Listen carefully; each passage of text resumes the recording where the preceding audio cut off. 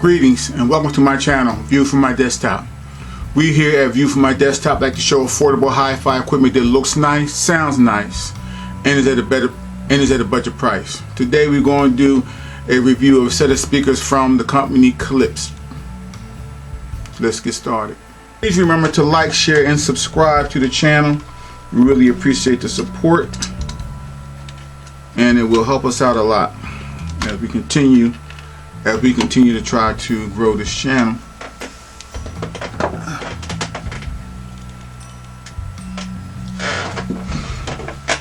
All right.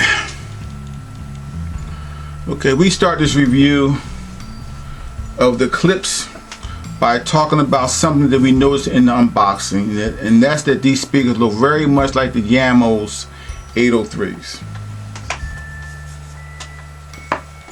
A lot like it. The sound is also a softer sound like the 803s. So if you like them, I think you would like these also. I don't think the sound is exactly the same, but I think it's close. I'm gonna have to do it side by side. Of course, this review is just for these speakers by themselves. But if you've seen the Jamo 803s, you'll probably see the similarities in these speakers.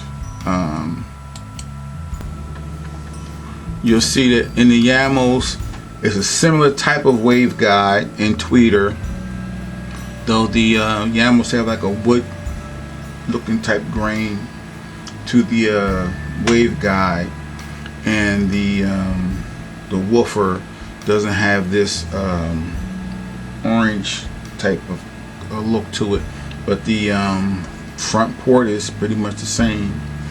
That's other things like they're similar in size. They're both like these large cabinet speakers. The speakers have a frame that looks similar to the 803 and similar looking tweeter and woofer similar to the Klipsch R-51M, but not quite as stylish. It's a look that a couple of these speakers have.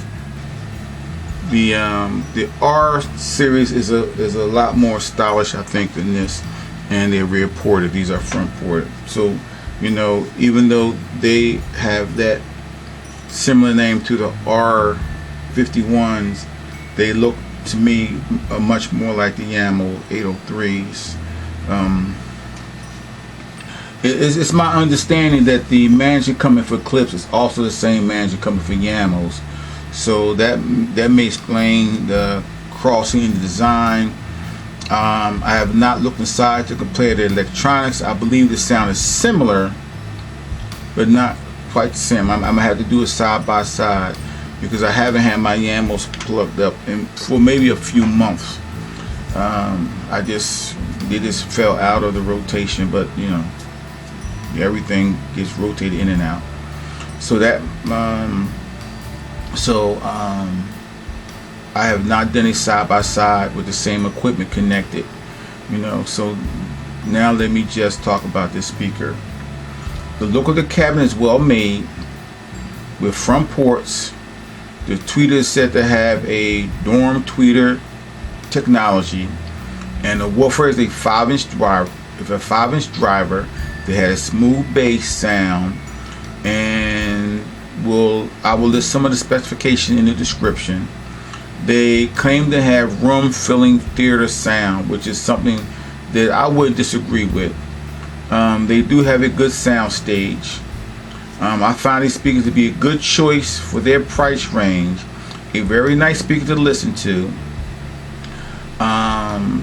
This is a very nice bookshelf speaker.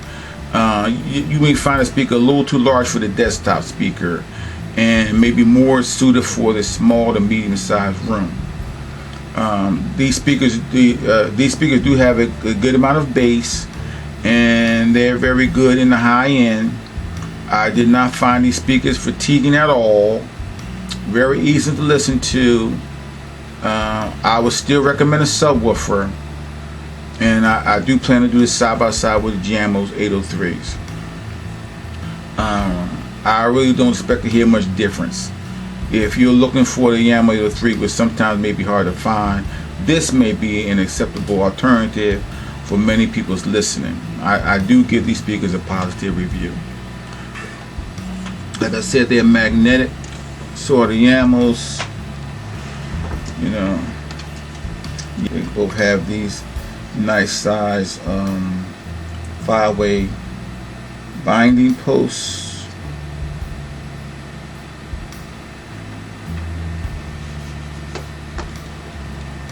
Yep. They don't seem to be designed for a really lot of blasting.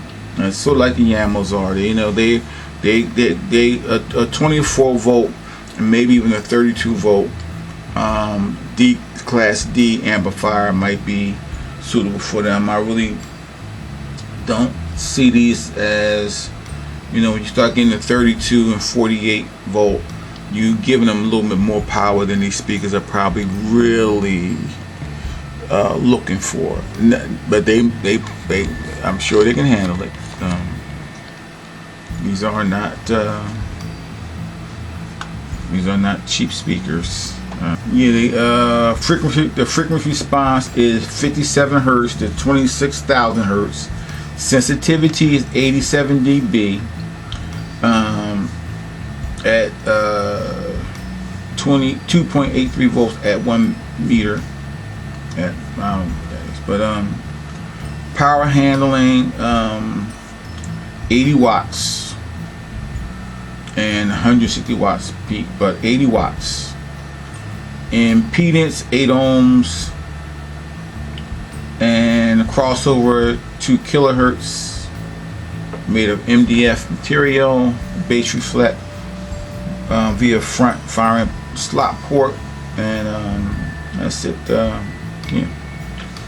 Like these specs will be in the description. Now this is nice. This is a nice speaker. I liked it just like I liked a lot of speakers like this size. It has a warm sound. It has a warm sound, warmer than the Klipsch. Warmer than the Klipsch. Definitely, but in my opinion, definitely warmer than the Klipsch. Warmer than the Klipsch R-51s. Much warmer. But these are not like the R-51. The R-51s is a higher is a higher level speaker than these. These are a more affordable speaker, and these are also a good sounding speaker.